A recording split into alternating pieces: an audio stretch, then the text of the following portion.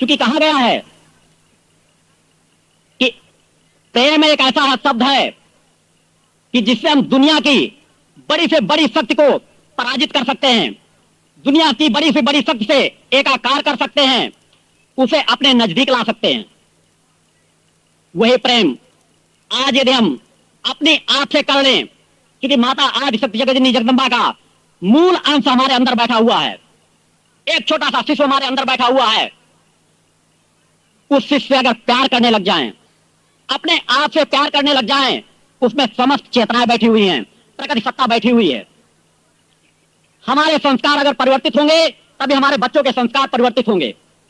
हम उस प्रकृति सत्ता से प्रेम करें, अपने आप से प्रेम करें। प्रेम एक अलौकिक एक ऐसा आवरण है जिसके आवरण से यदि हम अपने आप को ढक लें, हर पल मां का चिंतन करें, हर पल अपने इष्ट का चिंतन करें।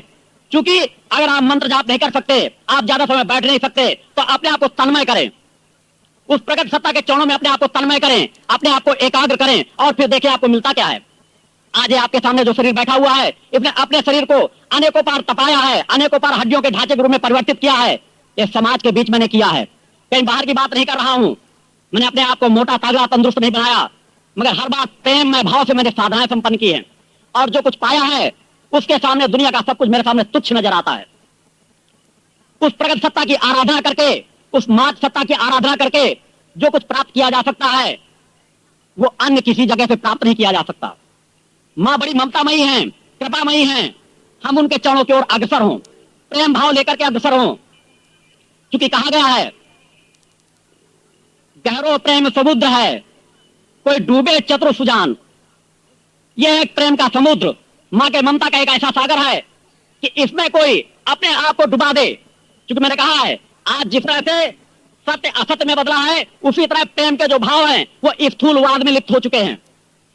अगर वही प्रेम हम मां से करने लगे, क्योंकि प्रेम की कला हमको सिखाया किसने, बीजारोपण किसने डाला, और जब तक हम बीज को नहीं पकड़ेंगे, प्रेम का पहला पाठ हमें मां बताती है, हमें मां सिखाती है, प्रेम की ग्रंथियों को मां खोलती है, क्योंकि हम मां से ही प्रेम करना सीखते हैं। जरा विचार करो भक्तों कि अगर वही प्रेम हम मां से पालें तो दुनिया का सब भौतिकतावाद हमारे सामने क्षीण नजर आएगा। क्योंकि आप देखें छोटा सा बच्चा जो अबोध होता है, अज्ञान होता है, अज्ञान होता है, वो जब मां की अपनी गोदी में बैठा हुआ होता है, आप दुनिया की सब संपत्ति उसको देने लगिए और मां की गोदी से दूर ले जाना चाहिए, वो अपने सब कुछ आपको दिया हुआ सामान फेंक देगा और कहेगा मुझे तो केवल मां चाहिए, मुझे केवल मां चाहिए, मां के अलावा कुछ नहीं चाहिए। अगर मां उसे तमाचा मार भी देती है, दूसरा बगल में गोदी में लेना भी चाहे तो लिपट करके तमाचा खाने के बाद भी मां की गोदी में ही आता है। यह विचार जो आपको जन्म देने वाली माताएं सिखाती हैं, वही विचार उस प्रगट सत्ता के चरणों में डाल करके देखें, अनुभव करके देखें, एकाग्र करके देखें, आपको चारों तरफ मां में वातावरण नजर आएगा। आप भले साधक ना हो, क्योंकि आप ये खुद कहें अगर मान लीजिए आपकी वाणी नहीं है, आप बोलना नहीं जानते, तो आप मंत्र तो बोल ही नहीं सकते, तो आप कैसा मार्ग अपनाएंगे। अगर आपके नेत्र नहीं है तो आप देख तो सकते नहीं, कैसे आप पढ़ पाएंगे। आप तब भी प्रेम करने की क्रिया सीख सकते हैं, क्योंकि प्रेम अंदर से उपजता है। उस प्रेम को लगाकर मां के चरणों में देखें और देखें कि आपको क्या प्राप्त होता है। मां केवल मां शब्द कहकर ही प्राप्त किया जा सकता है, बहुत बड़ी बड़ी साधनाएं करने की जरूरत नहीं। मैंने अनेकों साधनाओं को संपन्न किया और सब कुछ साधनाएं संपन्न करके सब कुछ समेट करके मां के चरणों पर रख दिया और मां से मैंने केवल मां शब्द मांगा, केवल मां शब्द प्राप्त किया, और उस मां शब्द के ही बल पर कहता हूं मेरे कार्य बराबर आपको वो लोग प्रति चल रहे हैं। विचारों पे आप चिंतन देने की अपेक्षा अपने आप को एकाग्र करके मेरे उन विचारों की गहराई में डूबे।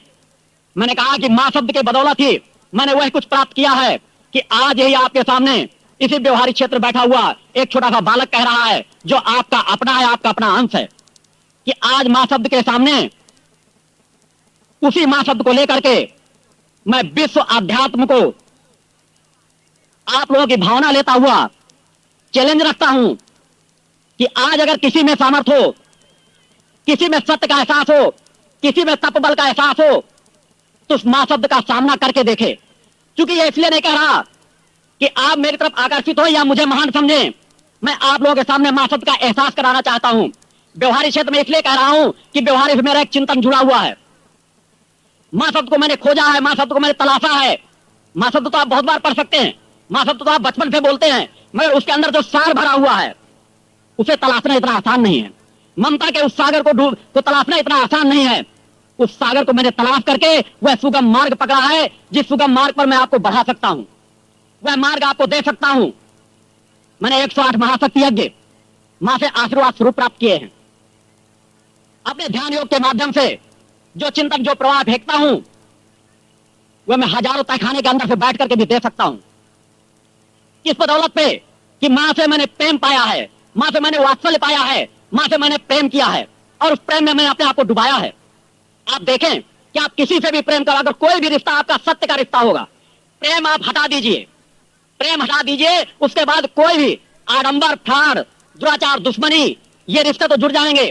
किसी से भी आप प्रेम का रिश्ता खींच लीजिए, प्रेम शब्द खींच लीजिए, आपके पास कुछ नहीं बचेगा, केवल दुराव बचेगा। वही प्रेम माता आज सत्य जगजननी जगदम्बा के चरणों में लगाएं। आप किसी शक्ति के उपासक हो, मैं बार बार कह रहा हूं, आप जरा सा 2 कदम आगे बढ़ें, क्योंकि देवी देवता सभी गुरुओं ने वही चिंतन दिया है कि हम धीरे धीरे करके बढ़ते हुए, एक एक पग तय करते हुए मां की ओर अग्रसर हों, प्रकृति की ओर अग्रसर हों, तभी हम जीवन में पूर्णता पा सकते हैं, परिपूर्णता पा सकते हैं। मैंने एक जीवन का महत्वपूर्ण लक्ष्य निर्धारित किया है और उसमें व्यवहारिक स्थान का मैंने चयन किया है। अगर आप लोग अनुभव करना चाहते हैं, अगर आप लोगों के चिंतन मुझे कुछ लगातार प्राप्त हुए, तो मैंने निर्णय लिया है, मैंने कहा निश्चित है, मेरे पास धन बल नहीं है, मेरे पास जन बल नहीं है, मगर मां का बल जरूर है। अगर मैं शहडोल जिले को मैंने चयन किया है और इस व्यवहारिक क्षेत्र में व्यवहारिकता है, तो मैं कह रहा हूं कि इस स्थान पर मैं मां का वह व्यवहारिक क्षेत्र में कोई भी स्थान चयन कर सकता हूं। एक ऐसा दिव्य स्थल तैयार करूंगा जिसके सामने दुनिया आकर के नतमस्तक होगी। इस व्यवहारिक क्षेत्र का 8वें महासत्य के बाद जो मैंने चयन किया है, मैं कुछ लेने नहीं आया हूं यहां, एक कुछ देने आया हूं। मेरे विचार तो बाद में भी आपको प्राप्त होते रहेंगे, मगर अपनी बात कहने के क्षण अगर निकल गए, तो इन महत्वपूर्ण क्षणों पर जो मैं कहना चाहता हूं वह केवल कहने आया हूं कि मेरे पास धन बल और जन बल कुछ भी नहीं है, ना मैं आपसे मांगने आया हूं धन बल, आपकी केवल भावनाएं मांगने आया हूं, आपके केवल चिंतन मांगने आया हूं। मांगता तो मैं मां से हूं, जिस मां में सब कुछ समाहित है, वह मुझे सब कुछ देती है और आज तक मेरा कोई कार्य रुका नहीं। एक ऐसा स्थान बनेगा, एक ऐसा दिव्य स्थल बनेगा, ऐसी पंच ज्योत प्रज्वलित होगी जो दुनिया का, आप याद करें मैंने कहा है कि बसंत पंचमी के दिन मैं अपनी कुछ बातें कहने आया हूं कि दुनिया का महत्वपूर्ण स्थल तपो स्थल कहलाएगा। मैं अपने आप से आप लोग जोड़ने नहीं आया हूं, मेरे भी शरीर का अपना अस्तित्व है, एक समय शरीर विलीन हो जाएगा, मगर जो स्थान देकर के जाऊंगा, जो आने वाले मुझे इस जीवन में स्थान निर्मित करना है, जो चैतन्य स्थल प्रदान करना है, वह चैतन्य स्थल युगों युगों तक आप लोगों के बीच रहेगा। और आपको मेरे इन बातों की सत्यता परखने के लिए मेरे पिछले 3 वर्षों के क्रियाकलापों को पकड़ना होगा, मेरे चिंतनों को ग्रहण करना होगा। मैंने कहा मैं अपने चिंतन विचारों के माध्यम से देता रहता हूं, अपनी चेतना के माध्यम से देता रहता हूं। एक ऐसा दिव्य स्थल मां के ही चिंतन से मैं निर्मित करने का निर्णय मैंने लिया है, जिसका विचार 7 क्षेत्रों में से तीसरा स्थान यह व्यवहारी है, जिसको मैंने महत्व दिया है। और वह जो दिव्य स्थल तैयार होगा, जो अलौकिकता है उसमें परिपूर्ण होंगी, उसकी आप लोगों ने कल्पना भी नहीं किया होगा। वहां क्या होगा, कैसी स्थिति होगी, कैसे मां की प्राण प्रतिष्ठा की जाती है, कैसे मां का आवाहन किया जाता है, कैसे योगाग्नि से पंचज्योत प्रज्वलित की जाती है, यह सब आपको समय के साथ ज्ञात होगा। क्योंकि मैंने कहा है कि मैं पहले जन जन के हृदय में उस शक्ति की स्थापना करता फिर रहा हूं, और उसके बाद एक दिव्य स्थल का चयन करके उस प्रकट सत्ता का आवाहन करूंगा। लगातार 18 महीने तक ध्यान योग के माध्यम से। आवाहन शक्ति का 1-2 दिन में नहीं होता, पूजन 1-2 दिन में परिपूर्ण नहीं होता। मैं अपने शरीर को तब भी तपा रहा था, आज भी तपा रहा हूं और भविष्य में भी तपाता रहूंगा। मैंने कहा है कि कोई भी संगठन ये मत सोचे कि मैं अपना संगठन का बीजारोपण करने आया हूंगा। मैं कह रहा हूं उनका संगठन अगर मेरे शरीर को, मेरे रोम रोम को अगर मांगता है समाज कल्याण जनहित में, तो हर पल यह शरीर न्योछावर है, हर पल यह शरीर तैयार है। मैं अपने विचार और अपने चिंतन देने और करने आया हूं। कि आप समझें इसके आने वाले समय में मैं अपने विचार आपको बहुत कुछ दूंगा, मगर जो सत्य की बात है उसे आप कुछ पकड़ सकें। मैं उस प्रकट सत्ता का आराधक हूं, एक छोटा सा पुत्र हूं। मेरा नाम अखंडानंद या परमानंद नहीं है, शक्ति पुत्र है। शक्ति पहले जुड़ा है और उसके आगे छोटा सा पुत्र शब्द जुड़ा हुआ है। उस प्रकट सत्ता का शक्ति पुत्र हूं। मैंने मां से जो कुछ पाया है वह अलौकिक भंडार इतना बड़ा है जिसमें पूरी दुनिया समा सकती है, पूरी दुनिया को दिशा धारा दी जा सकती है। बड़ी से बड़ी विषम परिस्थितियों में आप लोगों को दिशा धारा देकर के बचाया जा सकता है। मैं मात्र शक्ति जल तैयार करता हूं। आपके क्षेत्र के सैकड़ों लोग उस शक्ति जल से लाभान्वित हो चुके हैं। कल वह शक्ति जल भी निःशुल्क आप लोगों को वितरित कराया जाएगा। आप अनुभव करें कि उस शक्ति जल से ही आप लोगों को कितना लाभ मिलता है। विषम से विषम परिस्थिति में आप लाभान्वित हो सकते हैं। जब शक्ति जल ये लाभ दे सकता है जिसे मैं अभिमंत्रित करता हूं, तो मां के चरणों में निवेदन करके मैं आप लोगों को क्या कुछ नहीं दिला सकता हूं। जरूरत है आप लोगों की अपनी आंखें, अपनी दिशा धारा उधर मोड़ने की। मैं किसी का विरोधी नहीं हूं, क्योंकि मेरे अंदर तो सब कुछ समाहित है। मैं सभी मार्ग पकड़ करके चलता हूं। मैं गायत्री भी उपासना करता हूं, बजरंगबली की भी उपासना करता हूं, राम की भी उपासना करता हूं, कृष्ण की भी उपासना करता हूं, क्योंकि उसमें सब कुछ जुड़े हैं। जब मैं मां की आरती करता हूं तो जगजननी की आरती आप पढ़ लीजिए, उसमें सभी देवी देवता समाहित है। गायत्री तो आपको चेतना देती है, क्योंकि गायत्री धर्म से बहुत लोग जुड़े हुए हैं। श्री राम शर्मा आचार्य ने बहुत कुछ कार्य किया है जिसे नकारा नहीं जा सकता। तपस्वी पुरुष थे, मगर उस गायत्री की उपासना करके अगर हम सत्य का मार्ग नहीं पकड़ सके, अगर हम कुछ कदम आगे नहीं चल सके, तो हमारा दुर्भाग्य होगा, सौभाग्य नहीं होगा। हमें कुछ और चिंतन पकड़ने की जरूरत है। अनेकों संस्थाएं यहां हैं, क्योंकि मैं वह कह रहा हूं जो दूसरा नहीं कहेगा। यहां रास रंग और कहानियां सुनाने में आप लोगों के बीच नहीं आया हूं। आप लोगों को वहां भीड़ अचानक जुड़ जाती है, जहां पे अगर कहा गया होता है यहां रासलीला की जा रही है। रासलीला आपको कुछ ज्ञान नहीं दे सकते। अरे यहां रासलीला तो आपके जीटीबी आप खोल दीजिए, रासलीला ही चलती रहती है। आपको उससे अपने बच्चों को बचाना पड़ता है। तो धार्मिक क्षेत्र में आप ये रासलीलाएं क्यों संपन्न करवाते हैं जो आपको चिंता नहीं दे सकती? कृष्ण की रासलीला आपका कल्याण नहीं कर सकती। अगर कल्याण कर सकते हैं तो उनके उपदेश कल्याण कर सकते हैं, उनके चिंतन कल्याण कर सकते हैं। आज उनके चिंतनों को कोई नहीं पकड़ता कि भगवान कृष्ण ने क्या उपदेश दिया, क्या चिंतन दिया, बल्कि उनकी रासलीला को सभी पकड़ रहे हैं। रासलीला आपका कल्याण नहीं करेगी। आपका कल्याण करेंगे उनके उपदेश, उनके उपदेशों पर चल करके। आज बहुत बड़े बड़े आप वेद पुराणों को रट लीजिए, रटने से आपका कल्याण नहीं होने वाला। क्योंकि निश्चित मानिए, अगर आप खुद बताइए, एक शराबी, एक जुआरी, एक गंजेड़ी और नशेड़ी भी उन पुस्तकों को रट सकता है और रट करके आपको कहानियां, किस्सा और उनके उपदेश दे सकता है, मगर क्या वो तपस्वी बन जाएगा? क्या उसके अंदर वाक शक्ति आ जाएगी? क्या उसके अंदर क्षमताएं आ जाएंगी? संभव नहीं। मगर जरा विचार करो कि मां की उपासना, मां के चरणों में उनकी प्रीति, उनकी भक्ति, क्या एक शराबी प्राप्त कर सकता है? क्या जुआरी प्राप्त कर सकता है? कभी नहीं प्राप्त कर सकता। उनकी कृपा नहीं प्राप्त कर सकता।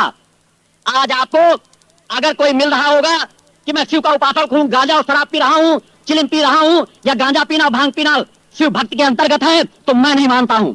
अगर किसी के अंदर है तो सत्य सामने उपस्थित करे। भगवान शिव ने गांजा नहीं पिया, गांजा तो हम आप पीते हैं। भगवान शिव ने तो इस समाज को बचाने के लिए हलाहल का पान कर लिया और उसके बाद भी मत होश नहीं हुए, कंठ पर ही स्थापित कर लिया। और आज आप लोग गांजा पी पी करके कितना बदहोश हो जाते हैं। भगवान शिव को, परम पवित्र शिव को आप लोग बदनाम करते हैं। ये आप लोगों का कर्तव्य है कि पहले अपने अपने क्षेत्रों में इन चीजों का सुधार करें। अनेकों मां के भक्त हैं, वो भी नशा करना सीख गए हैं। जरा विचार करो, जो देवी देवताओं ने, ऋषि मुनियों ने अनेकों बार कहा है कि हमारे अंदर जो नशा बैठा हुआ है, हमारे अंदर जो असुरा बैठी हुई है, उसका पान करके जो हम आनंद प्राप्त कर सकते हैं, दुनिया में कोई बाहर नशा नहीं मौजूद है। फिर हम ये नशा क्या क्यों करते हैं? उनसे पूछे जो गांजा और चिलिम पीते हैं कि क्या गांजा चिलिम पी करके आप शिव की भक्ति प्राप्त कर रहे हैं? अगर आपके अंदर सामर्थ्य है तो आप कुछ करके दिखाइए। ये तभी हो सकता है जब हम सात्विकता को ग्रहण करें, पवित्र बने। जरा विचार करो कि मां से कैसा रिश्ता होता है। क्या मां किसी नशेड़ी और गंजेड़ी को स्वीकार कर सकती है? मां तो चाहती है कि मेरा बेटा पवित्र हो, मेरा बेटा नशों से दूर हो, मेरा बेटा सतमार्ग पे जाए। मां ने तो तुम्हें सतमार्ग पर ही डाला था, मगर हम भौतिकतावाद के चक्कर में फंसते फंसते अपना जब आपको सत्य के मार्ग में देवी देवताओं के चरणों में जाना होता है तो आप कहते हैं पहुंच जाएंगे, उनकी कृपा होगी तो पहुंच जाएंगे। मानता उनकी कृपा होती है, मगर जरा ये बताएं कि जब आपको भूख लगती है तो आप भोजन बनाने के लिए क्यों दौड़ पड़ते हैं। एक दिन छोड़ दीजिए कि अगर भोजन को हमारे पेट में जाना होगा तो भोजन हमारे पेट में चला जाएगा, और जरा देखेंगे भोजन पेट में अपने आप चला जाता है। उसके लिए जब आप प्रयास करते हैं, ठंड लगती तो आप कपड़े पहनते हैं, तेल लगाते हैं, मालिश करते हैं, साबुन लगाते हैं। उसी तरह आपके अंदर एक सूक्ष्म बैठा हुआ है, एक शिशु बैठा हुआ है जो उस मां का अंश है। क्या उसकी तरफ आप करते हैं? क्या उसकी तरफ आप विचार करते हैं कि उसकी रक्षा किस प्रकार हो रही होगी? एक छोटा सा सूक्ष्म जो हमारे अंदर बैठा है। हर मनुष्य एहसास करता है कि मृत्यु के बाद शरीर से कुछ निकल करके जाता है, और वह हमारे आप सभी के अंदर बैठा हुआ है। हम उसे चाहे चैतन्य बना सकते हैं। केवल प्रेम भाव ले लें, सात्विकता को ग्रहण कर लें, धीरे धीरे अपने अवगुणों से दूर चले जाएं, अवगुणों को छोड़ते चले जाएं, और फिर देखें हमारे अंदर की मिठास अपने आप जागृत होने लगेगी, अपने आप शक्ति जागृत होने लगेगी। वह जो सूक्ष्म बैठा है वह चैतन्य होने लगेगा, उसकी क्रियाएं बदलने लगेगी। आप जो अनेकों ऐसे लोग हैं जो अपनी समस्याओं से घबरा करके आत्महत्या करने को सोचने लगते हैं, कभी ऐसा सोचेंगे नहीं। आपको जरूरत है सात्विकता का मार्ग ला करके मां के केवल एक पुत्र बन जाने की। जब आप आराधना करें तो बहुत बड़े साधक न बने, अपने आप को बहुत बड़ा मत सिद्ध करें कि मैं तपबल के माध्यम से, साधना के माध्यम से प्रकृति को खींच लूंगा। अरे वो प्रकृति को तुम्हारी सामर्थ्य क्या है कि प्रकृति को खींच लो? प्रकृति को तो प्रेम भाव से खींचा जा सकता है। तंत्र मार्ग जो कहते हैं कि तंत्र मार्ग के माध्यम से ऐसा किया जा सकता है, तंत्र एक पवित्र मार्ग है। तंत्र मार्ग के माध्यम से भी समाज को गुमराह किया जा रहा है, उसको एक लुटेरों का मार्ग बना लिया गया है। आपको सत्य, सुगम और सात्विक मार्ग पकड़ना है, ध्यान योग का मार्ग पकड़ना है, प्रेम मार्ग पकड़ना है, मां के चरणों पे आराधना करना है, अपने आप को एकदम शिशु बना लेना है, अपने आप को अज्ञान बना लेना है, अज्ञान बना लेना है। जब मां के चरणों में जाए तो भौतिकता सब हटा करके रख दीजिए और देखिए हमारे अंदर क्या बैठा है, उसको न्यौछावर कीजिए मां के चरणों में। जब आप ये क्रियाएं करेंगे, जब आप मां को मां रूप में मानेंगे और अपने आप को एक शिशु मानेंगे, तभी आपके अंदर की वह चेतना जागृत होगी। आपके अंदर एक अलौकिक शक्ति बैठी हुई है, आपके अंदर एक सूक्ष्म बैठा हुआ है। आप जीते जागते उस सूक्ष्म शरीर को निकाल करके बाहर देख सकते हैं। मैंने कहा है कि अगर कोई साधक अपनी व्यवस्थाओं से ऐसा समय दे दे तो मैं मात्र 7 वर्ष के अंदर उसके शरीर से उसका सूक्ष्म शरीर निकाल करके उसके सामने खड़ा करके उसको दिखवा सकता हूं, क्योंकि मैंने उस मार्ग को पार किया है। मैंने अपने शरीर से सूक्ष्म शरीर को निकाला है, मैंने उस मार्ग को देखा है। तभी मन उसको सत्य का एहसास होता है, तभी उसके सामने सत्य मार्ग मिलता है। जब वह देखता है कि शरीर नाशवान है, शरीर का तो कोई अस्तित्व ही नहीं है, जो मेरा अस्तित्व है वो कभी नाशवान है ही नहीं, तब वो सत्य का मार्ग पकड़ेगा, प्रकृति का मार्ग पकड़ेगा और देखेगा कि सत्य क्या है। उसको फिर किसी कोई गुमराह नहीं कर सकता, उसको अपने सामने सत्य स्वतः नजर आता है। क्योंकि हम सूक्ष्म की उपासना करते हैं, और सूक्ष्म को हम तभी पकड़ सकते हैं जब हमारे अंदर का सूक्ष्म जागृत होगा, हमारे अंदर की चेतना जागृत होगी, तभी हम उस मार्ग को पकड़ सकते हैं। मैंने सुगम से सुगम मार्ग कुछ मंत्र लोगों को बतलाए हैं। उन मंत्रों को लेकर के यदि समाज चलेगा तो अनुभव करे कि चैतन्यता किस प्रकार की इतनी जल्दी प्राप्त की जा सकती है।